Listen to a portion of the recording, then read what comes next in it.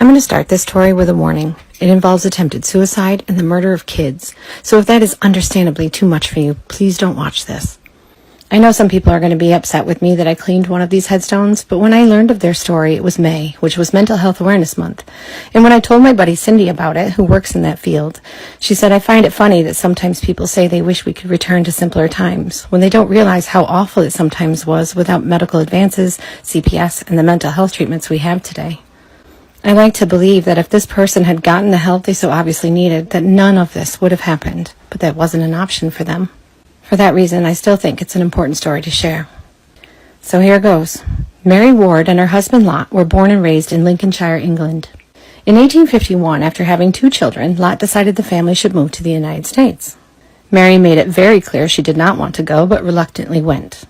They had 3 more children for a total of 5 after they settled on the south shore of Oneida Lake in central New York. During the 5 years they had been in this country, Mary suffered terribly from depression, even attempting suicide 3 times, first by drowning, then by hanging, and lastly by taking a pocket knife to her neck. She begged her husband Lot for them to return to England, but he refused. On Sunday morning, March 23, 1856, Lot decided to go ice fishing just off the back of the house on the lake. Their oldest child was playing in the yard, and the 4 youngest were in the house with Mary. She had reached her lowest state of depression. Mary found an axe and went into the bedroom and killed her youngest child, 2-month-old William, on the bed. She then walked into the hallway and killed 3-year-old Elizabeth, who they called Anna, and 2-year-old Jeanette, who they called Nettie, who were playing on the floor. 6-year-old Emma, obviously terrified, was hiding under the bed. Mary dragged her out and hit her with the axe as well.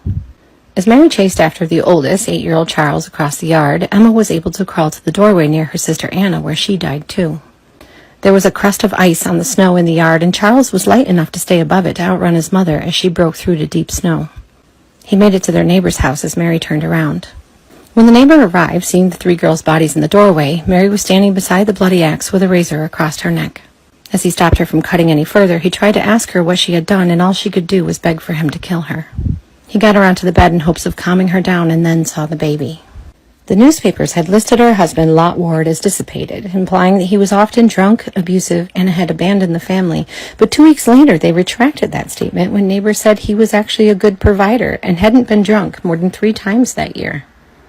At the hearing, Mary had confessed to the murders and said her only regret was not destroying all of her children and herself.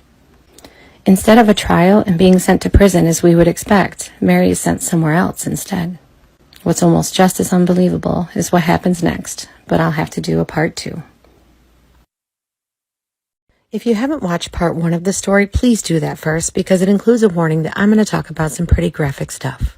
Instead of being sent to prison for killing 4 of her 5 children with an axe, Mary Ward was instead sent to the Utica Lunatic Asylum. Treatment for mental health issues in 1856 was almost non-existent. Electroshock therapy and lobotomies weren't done until the 1930s, but what they did do involved long forced ice baths, bloodletting, and purgatives to rid the body of unwanted emotions. Today the asylum has a different name, of course, and they still do have her records, but because of patient confidentiality, they can't tell us what treatments Mary received while there, but I'm sure they were awful. However, after just 3 years, Mary was listed as cured and released back to her husband Lot, who apparently was okay with taking her back. Meanwhile, he had gotten married to another woman named Elizabeth while Mary was in the asylum. Mary continues to be listed as his wife on census records, but Elizabeth, even though she was his wife also, was listed as a domestic servant, and she and Mary were about the same age. While the 3 of them were reported to have lived quite harmoniously together, the other person living in the house with them was their only surviving child, the now 11-year-old Charles, who had witnessed his mother murder his siblings, given a statement against her in court, heard her say she regretted not killing him too, and now lived with her again. In 1869, 13 years after the murders, his father Lot was arrested and pled guilty for public intoxication, and almost 10 years later, in December of 1878, 2 boys, aged 14 and 15, were visitors to the Ward home. Lot owned a cider mill at that time and proceeded to drink 2.5 gallons of hard cider with them. The boys were understandably very drunk by the time they left Lot's house and froze to death on their walk to check their hunting traps. To make matters worse, the older brother of the 15-year-old was incredibly sick with a fever, and upon hearing of his brother's death, they worried that he would die from the shock. Lot was never charged with their deaths. So what happened to the Ward family? Well, in 1880, Lot's second wife Elizabeth passed away, but there must be a mistake on her headstone that says she was 30 when she would have been closer to 50 instead. Mary would die after considerable suffering from the effects of a cancer at age 63 in 1892, 36 years after killing her kids. Her obituary also said she was a hard-working, industrious woman and respected by all. Both of Lot's wives are buried near the 4 children, and Lot joined them in 1905, dying at age 80 from pneumonia, but he doesn't appear to have a headstone. And what happened to their son Charles, who escaped being murdered? Well, he ended up having a family in nearby Chittenango, but they have an interesting story as well that I'll share soon. I wondered whatever happened to Charles Ward, the only child of 5 his mother hadn't killed in 1856.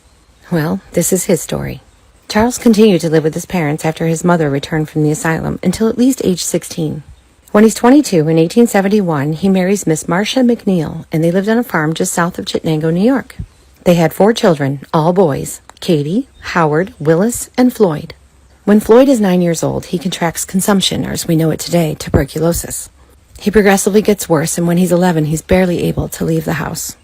After turning 14 in 1910, Floyd passed away. Charles's 3rd son, Willis, married a woman named Erla Parkhurst, and they were a very well-liked couple in Chittenango.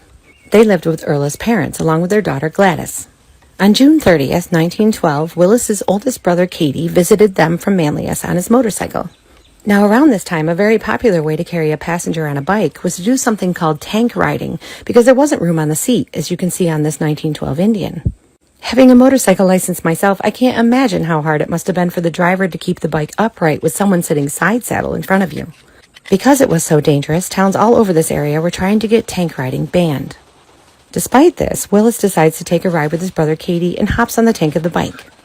They cruise around town and then head back to the house.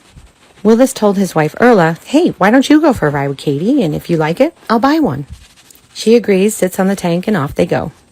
As they are riding through town, a woman frantically flags them down to tell them they're on fire and hadn't noticed yet.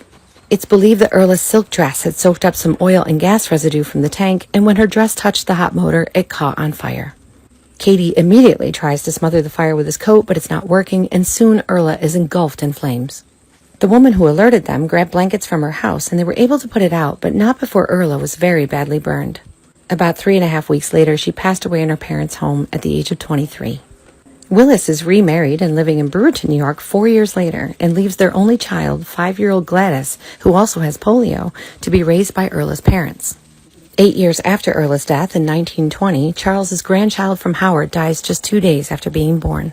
In 1926, tragedy struck the Ward family again.